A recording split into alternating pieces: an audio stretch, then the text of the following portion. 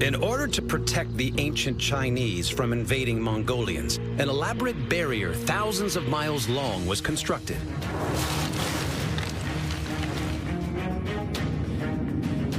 Beneath the brick we see today lie the remains of an earlier earthen wall. Layers of compacted soil created a rock-hard barricade.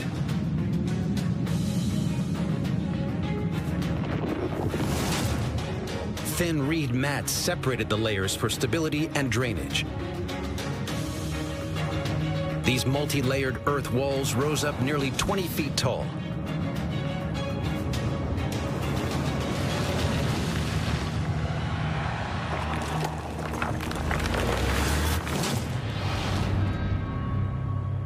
Satellite imagery reveals that these first walls stretched from the Yellow Sea all the way to the desert of western China. But how did the Chinese build a wall like this in a barren desert with no obvious building materials around? Every time I come to a place like this on the Great Wall, where it stretches for miles and miles, I'm just blown away every single time. Great Wall explorer Richard Fairbrother is in China's western desert. He's searching for secrets of the earliest Great Wall, which wasn't made of bricks, but out of soil. It's amazing to think about the number of people involved and the amount of labor it took to build something like this. To investigate how the walls have stood up to these harsh desert winds, Richard is going to reconstruct part of the wall. Builder Mr. Young and his team are using original methods for this project. The finished structure is known as a rammed earth wall. You build these walls by layers of soil and then layers of these reeds, and you put them on top there and then spread them around. One other advantage of these reeds is that they provide the drainage mechanism for the wall. So the rain comes down through the soil and then is passed out by the structure of these reeds. Even with reeds for drainage, violent storms and scouring winds eventually wear everything to dust in this unforgiving landscape. So how are parts of the wall, over 2,000 years old, still standing?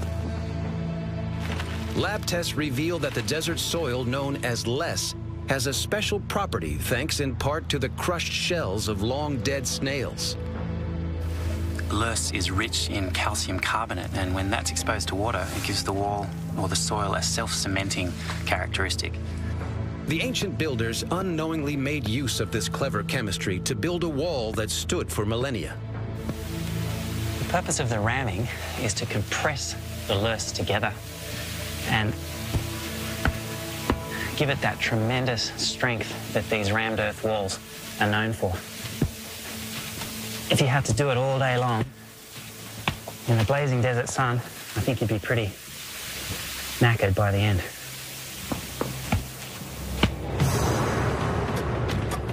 A team of 80 men could build over a half-mile of wall in just 7 days. It towered almost 20 feet tall and kept enemies out of China for centuries. And the only way through was to climb the wall under a hail of lethal arrows. By the 16th century, things had changed. China's enemies had more ferocious weapons, and the old walls were lacking.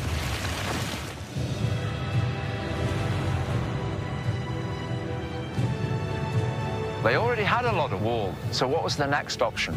More wall? Better wall? That was the question to be answered. The only option was to undergo the most ambitious construction project the world had ever seen.